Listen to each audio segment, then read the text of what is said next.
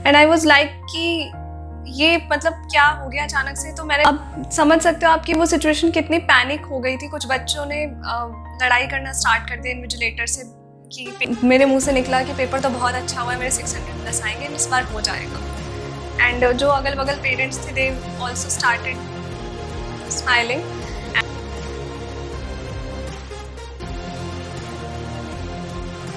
Hello everyone. तो अभी NEET के एग्ज़ाम में पूरे 1 महीने हैं एंड आज आप लोगों के लिए बायोलॉजी का कंटेंट बनाते वक्त मेरे सामने मेरे नीट के एग्ज़ाम डे की पूरी स्टोरी रिवाइंड हो गई। सो आई थॉट कि आप लोगों से अपनी नीट एग्ज़ाम डे की स्टोरी मैं शेयर करूँ।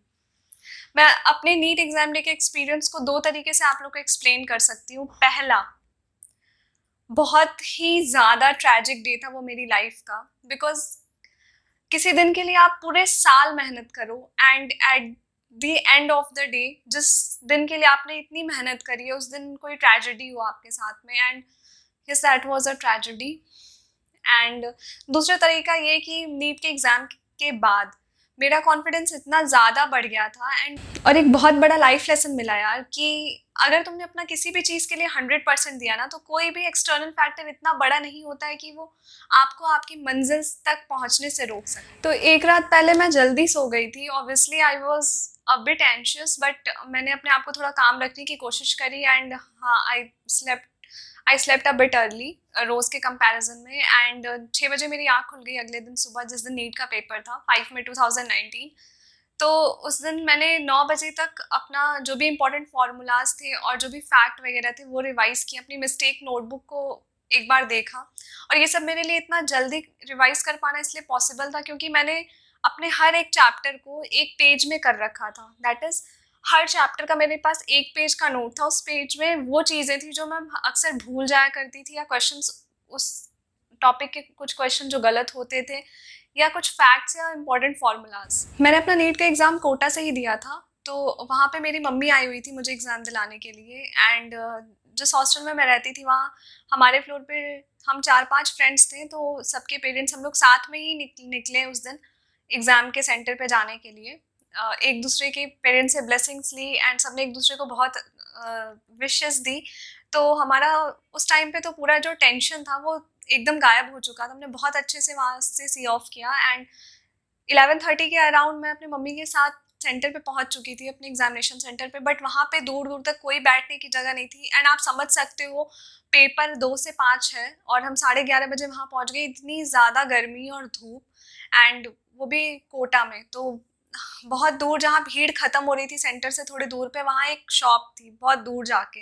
तो वहाँ पे मम्मी ने बात करी एंड हम फिर वहाँ जाके बैठे थोड़ी देर के लिए। तो वहाँ पे थोड़ी शांति थी, भीड़ से दूर था वो। तो I was flipping through my NCERT. मैं वहाँ पे अपनी बायो की एनसीईआरटी रिवाइज करने लगी। एंड उसके बाद फिर फाइनली 1:15 पे I entered into the centre. Mummy का आशीर्वाद लिया एंड घर पे बात करी सबसे। मैं वहाँ गई सेंटर पे। That was a private school. मैं अपने अलॉटेड क्लासरूम में जाके बैठ गई। हम लोग वेट कर रहे थे पेपर का, अपनी OMR आएगी, हम लोग फिल करेंगे।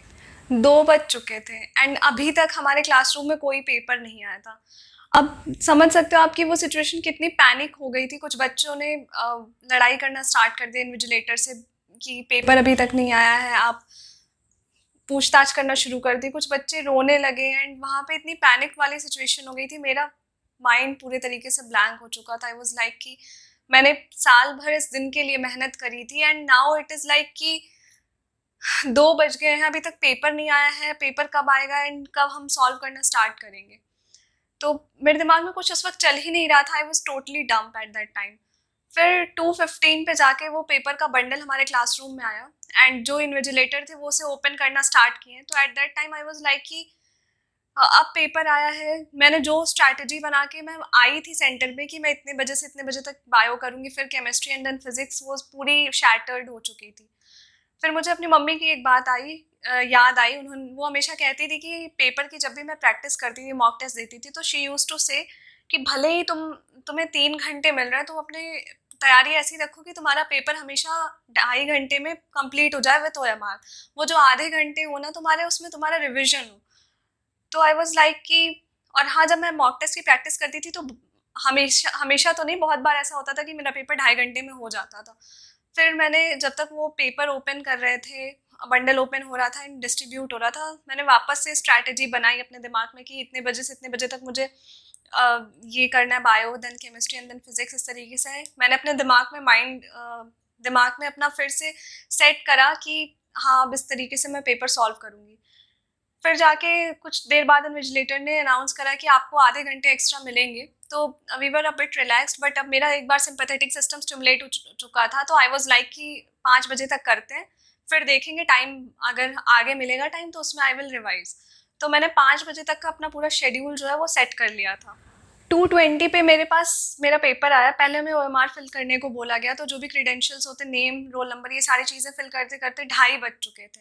एंड मैंने जो अपनी स्ट्रैटेजी वहाँ पे तुरंत एट एन इंस्टेंट बनाई थी, मैं उसके अकॉर्डिंग पेपर करना मैंने सॉल्व करा। तो 35 मिनट्स में मेरी बायोलॉजी हो गई थी विथ OMR। उस टाइम स्पीड अच्छी थी, बहुत ज़्यादा प्रैक्टिस की हुई थी, मॉक टेस्ट की बहुत ही ज़्यादा प्रैक्टिस करी थी मैंने। तो मेरे 35 मिनट्स में बायो का पूरा पोर्शन हो गया था, 90 क्वेश्चन विथ OMR।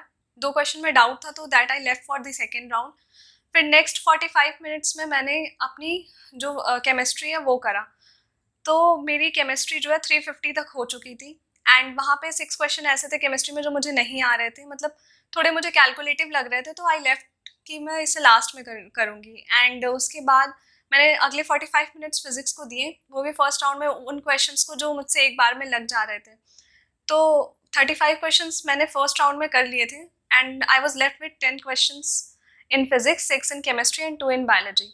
अब 4:35 हो चुका था एंड आई हैड 25 मिनट्स, जिसमें मुझे अब ये 18 क्वेश्चंस कवर अप करने थे।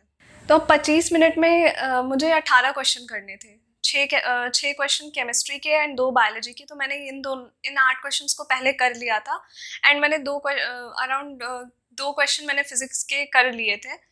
तब तक एक बेल बजी, 5 बज चुका था एंड आई वाज शॉर्ट कि अभी क्यों बेल बजी है, हमें तो आधा घंटा एक्स्ट्रा मिलने वाला था। तो मुझे लगा कि शायद कुछ गलती होगी एंड अगेन मैं अपने पेपर करने में लग गई।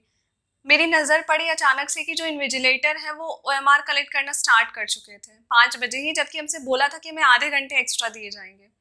एंड आई वाज लाइक कि ये मतलब क्या हो गया अचानक से। तो मैंने फटाफट से जितने मैंने क्वेश्चन करे थे वो 10 क्वेश्चन, मैंने उन 10 क्वेश्चन की OMR फिल करी। स्टिल 8 क्वेश्चन ऐसे थे जो मैंने देखा नहीं। एंड हम सेंटर से बाहर आए एंड मेरा पेपर अच्छा हुआ था, मतलब जितने क्वेश्चन मैंने अटेम्प्ट करे थे I was too confident about them. और एंड में मैंने वही क्वेश्चंस रखे थे जो मुझे लग रहा था कि शायद मुझे थोड़ी डिफ़िकल्टी होती उन्हें करने में, थोड़े कैलकुलेटिव थे, बट मुझे वो कंसेप्ट्स आ रहे थे। तो थोड़ा दुख तो हो रहा था, but I was dam confident कि 600 प्लस मेरा स्कोर बन जाएगा। तो इसलिए खुशी भी थी। एंड जैसे ही मैं सेंटर से बाहर आई, पूरी भीड़ थी एंड मेरी मम्मी पूरे भीड़ में एकदम सबसे आगे गेट के पास खड़ी हुई थी। जैसे ही मैंने देखा मम्मी को, उस वक्त तो एकदम आँख में पानी आ गया एंड समझ नहीं आया कि पहले क्या बताऊं कि पेपर अच्छा हुआ है या फिर 30 मिनट कम मिले हैं। बट फिर मैं बाहर गई मम्मी से एंड शी आस्क्ड कि कैसा हुआ है पेपर। एंड इतना स्पॉन्टेनियसली मेरे मुंह से निकला कि पेपर तो बहुत अच्छा हुआ है, मेरे 600 प्लस आएंगे, इस बार हो जाएगा। एंड जो अगल बगल पेरेंट्स थे they also started smiling. And फिर मैंने मम्मी को हग करा एंड हम लोग वापस आए भीड़ से। जैसे ही बाहर निकले तब मैंने मम्मी को बताया कि ऐसा ऐसा हो गया था। तो शी वाज लाइक, सो देखो यार, this was my story, but इससे तुम बहुत कुछ सीख सकते हो। जो सबसे इम्पॉर्टेंट चीज़ मैंने सीखी थी दैट वाज कि अगर तुमने अपना 100% दिया है किसी चीज़ पे, चाहे वो तुम्हारा नीट का पेपर हो, इन एस्पेक्ट्स ऑफ थ्योरी तुमने बहुत अच्छे से थ्योरी पढ़ी है, मॉक टेस्ट दिए हैं बहुत अच्छे से, अपनी सारी वीकनेस पे तुमने काम करा है, अपनी पेपर अटेम्प्टिंग स्ट्रैटेजी पे बहुत ध्यान दिया है, अपनी OMR फिलिंग की मिस्टेक्स को रिड्यूस करा है, सिली मिस्टेक्स को रिड्यूस करा है, अपनी हर वीकनेस पे तुमने 100% काम किया है। तो कोई भी एक्सटर्नल फैक्टर इतना बड़ा नहीं होगा जो तुम्हें तुम्हारे सिलेक्शन से रोक सके। And luck favours the brave, तुम्हें पता ही है। तो आई होप कि अभी इस 1 महीने में तुम लोग बहुत ज़्यादा मेहनत कर रहे हो और अपना 100% दे रहे होगे। So wish you all the very best. Thank you and do subscribe the channel and like the video.